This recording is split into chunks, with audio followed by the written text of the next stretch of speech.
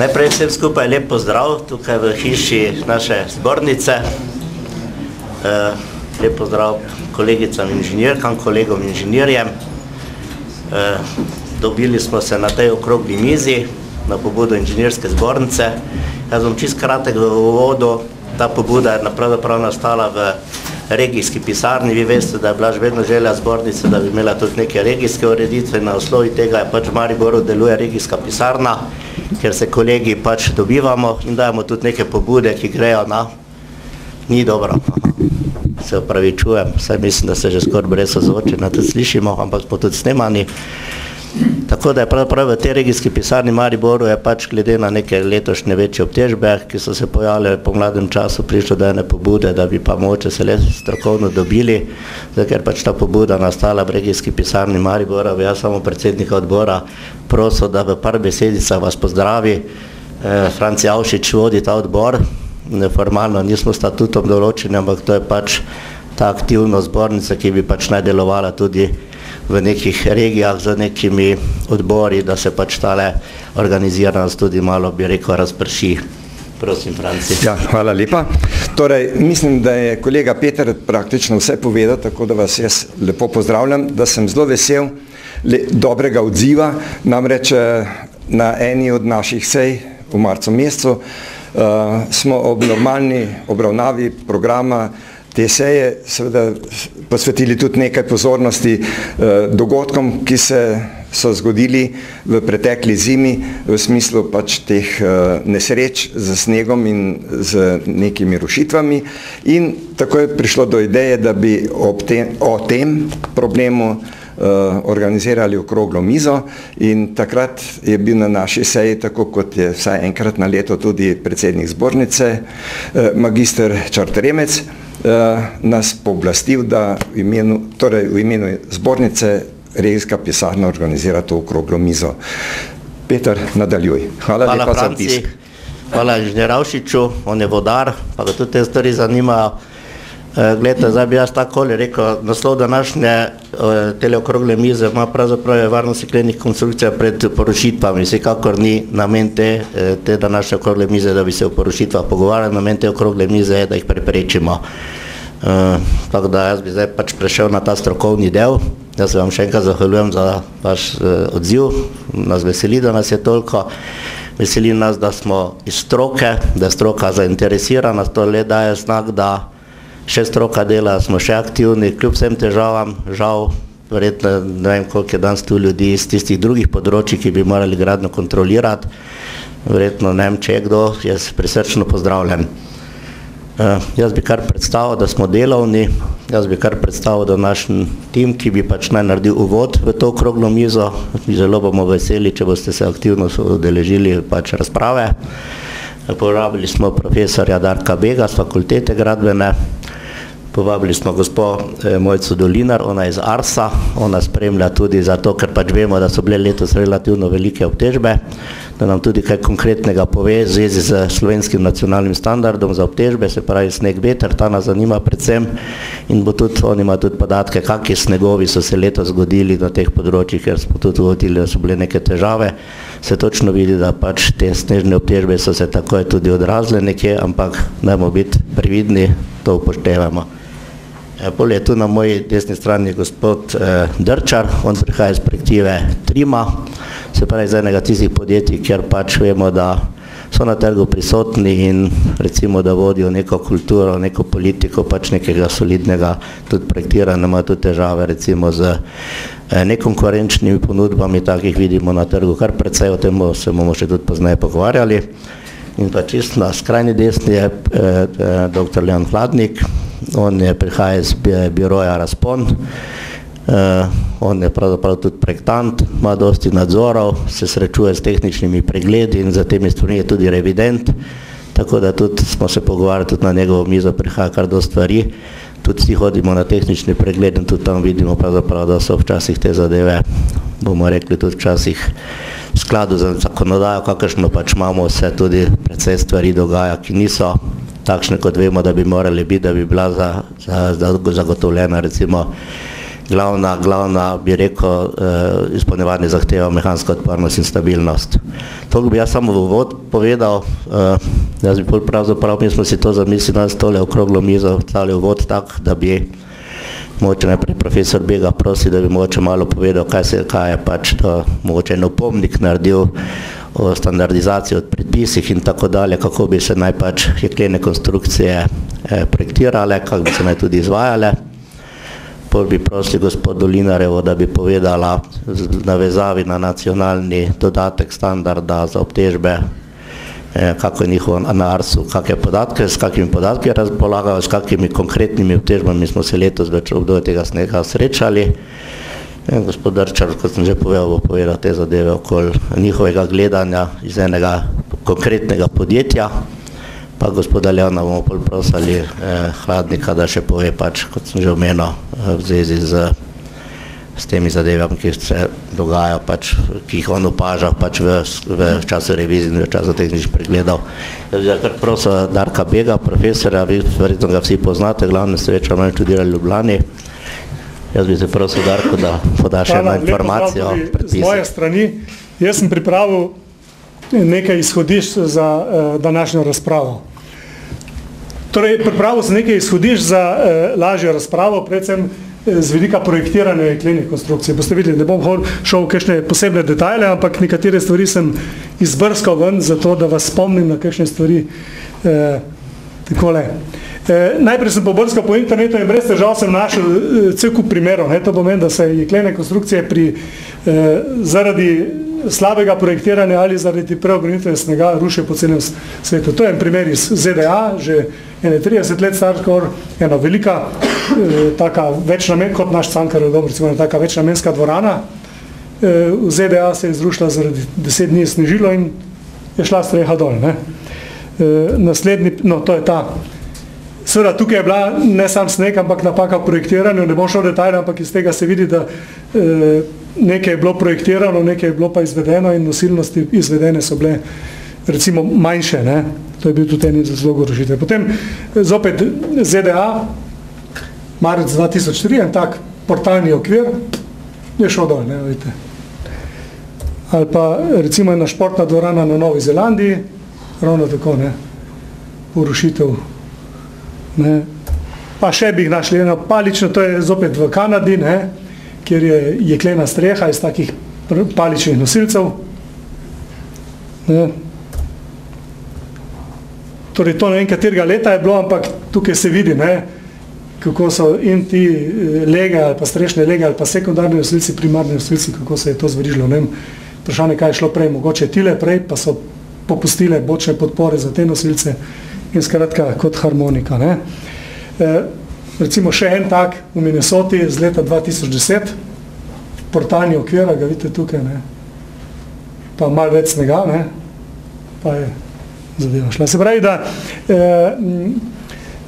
da te stvari se dogajajo, te stvari se dogajajo in ni nujno, da je en sam vzrok. Dobro, tukaj imamo še eno našo, februar 2013, Adria Mobil Novo mesto, vsi poznate tole, snega je bilo kar precej, posebej v Žloti, kjer je sneg šel skozi in je bilo snega tam vrh glave, tu je zdaj en možakar, ne vem, če je to Zarsa, ki je meril, ali pa ne vem, skratka,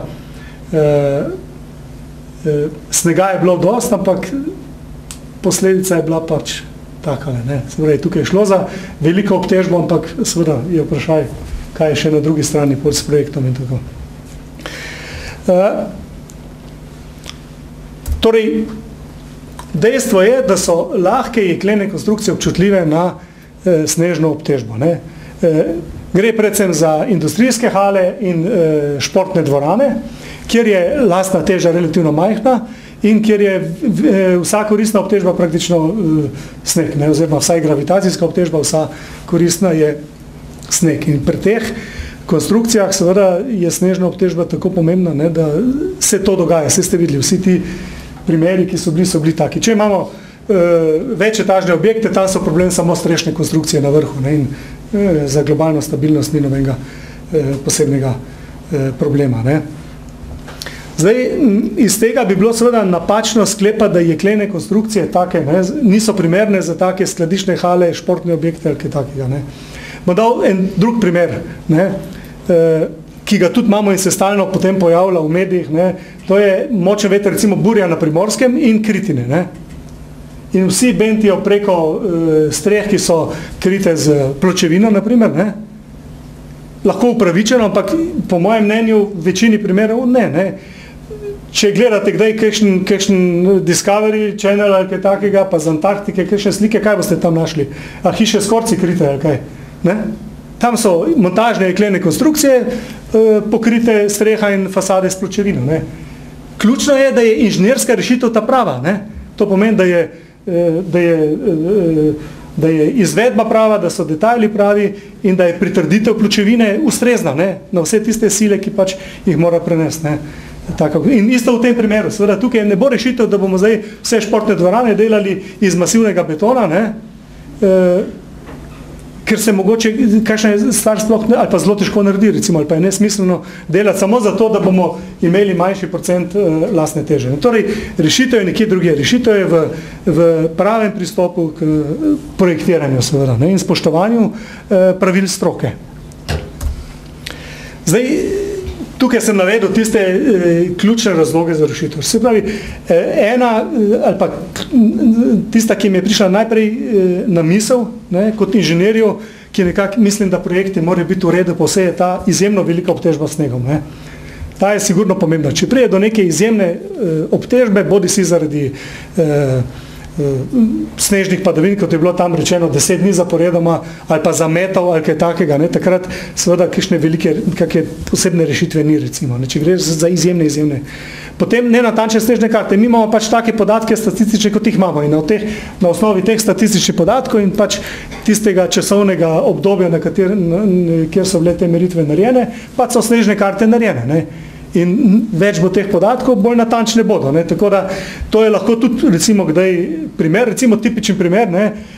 Vemo, da so se dolga desetletja v Sloveniji strehe na 75 kil projektirale, ne? Pa potem, ko so bile tiste rešitve, so bila ena priporočila, ki pa niso bila nikjer strogo zakonjena na 125 kil, pa jaz se spomnim, da še 15 let nazaj so se eni projektanti kregali, zakaj 125, zakaj ne sam 75 kil, kje piše, da mora 75, več kot 75 vzeti. Ne. Se pravi, problem teh snežnih kart ali pa tistih podatkov, ki so v predpisih, so seveda tudi pomembni. Ne.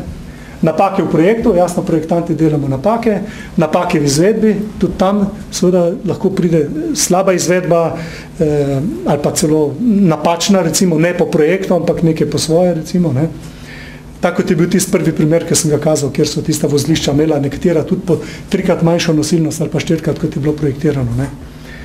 Seveda, v nadzor je tudi pomemben, ne. In pa pri uporabi objekta, ravno tako. Ne. Zdaj, če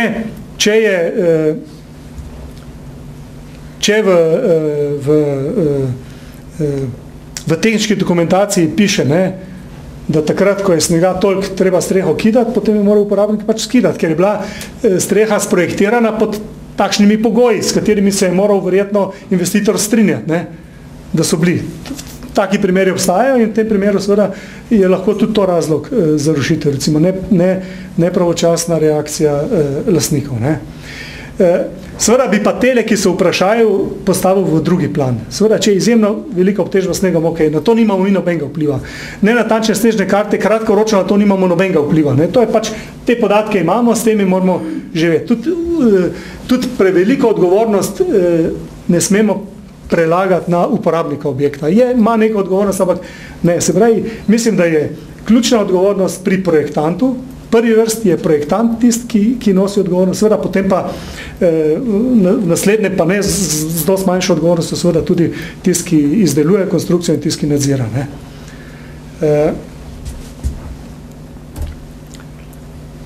Zdaj,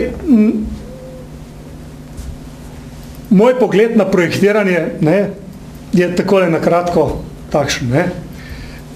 Prva je dobra zasnova konstrukcije. To pomeni, da imamo spodobno prostorsko stabilnost konstrukcije, da vemo, posebno pri jeklenih konstrukcijah, ki so lahko relativno vitke, ne, da je jasna prostorska stabilnost konstrukcij, da je jasen prenos sil iz enega v drug element in vse do temeljev, ne, da ne pustimo temu slučaju, ampak da točno vemo, kakšna je pot sil iz vsake točke v konstrukciji do temeljev, da zagotovimo ustrezno togost, da so detajli primerno zasnovani. Se pravi, zasnova je, pol dela je s tem upravljenega.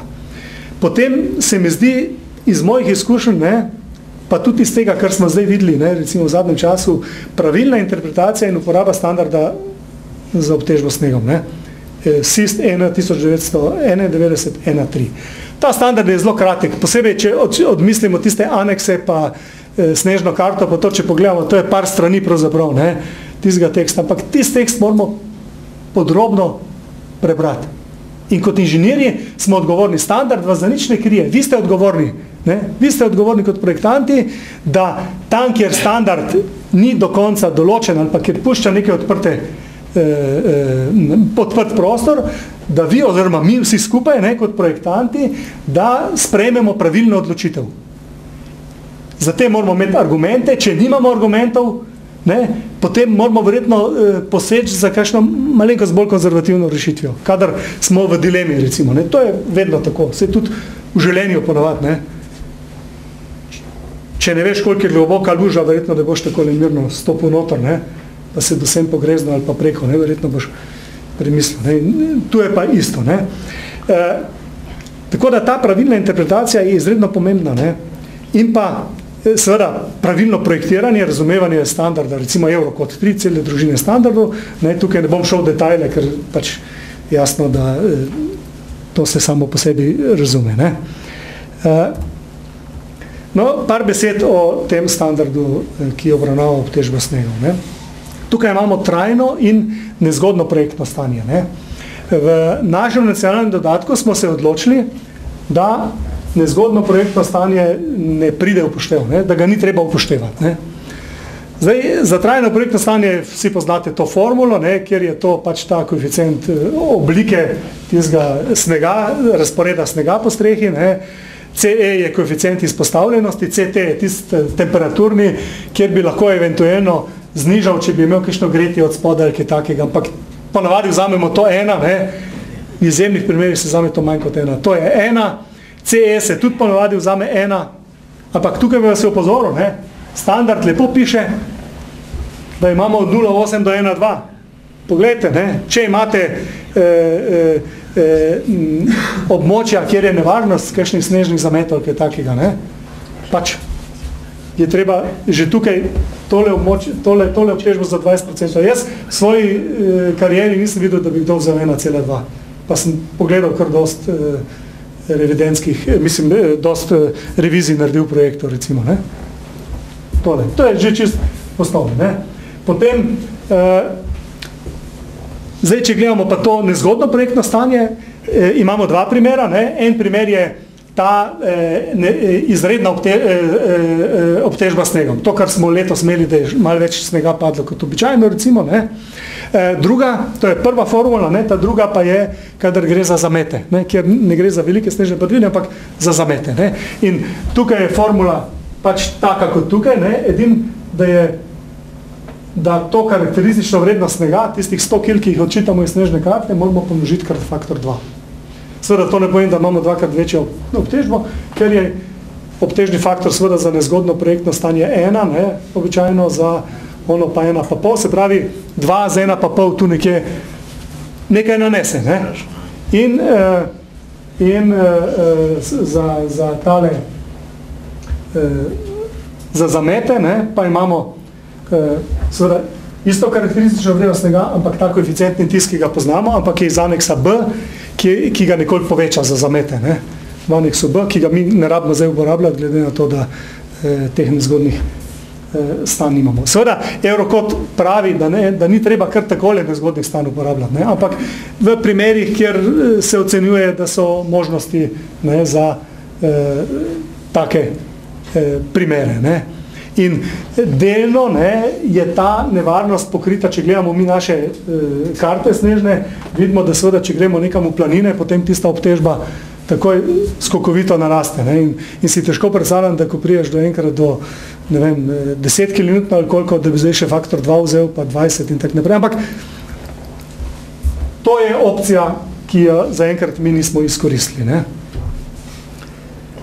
In tu, samo da vas spomnim, ti oblikovni koeficienti, vidite, za take enostavne strehe, za dvokapnice, ne, imamo, to je ta normalna situacija, potem pa imamo še za žlote ali pa za take umestne dele, ne, kjer moramo to večjo obtežbo jemati. Ne. Na to ne smemo pozabiti.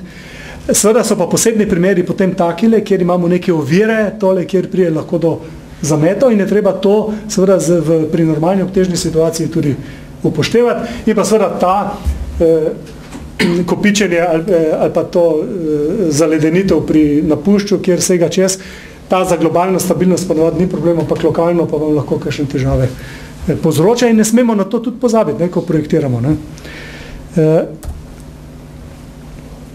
Opozoril bi vas pa posebej na eno točko in sicer to je točka 5.2.6 in jaz v svoji karieri tudi še nisem videl, da bi kdo to